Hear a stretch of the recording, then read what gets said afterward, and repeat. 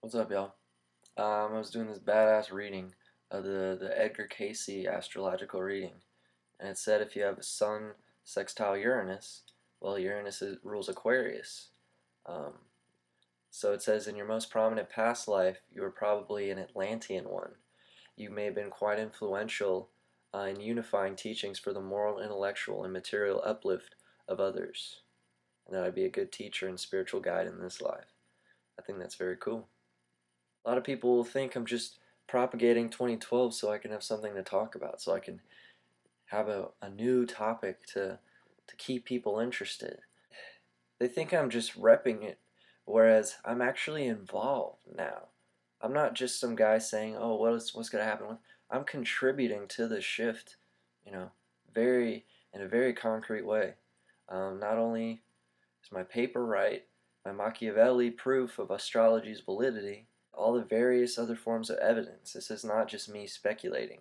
I'm contributing because I recognize the true prophet's potential, what his actual destiny was in this world that he didn't even know.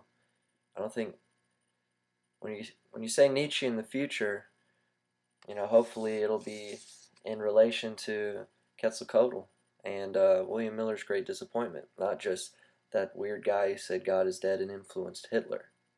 Just so fucking pisses me off. We have to see the bigger picture anyway. I mean, for instance, Hindu texts or the Islamic texts mention Abraham, they mention Moses, they even mention Jesus.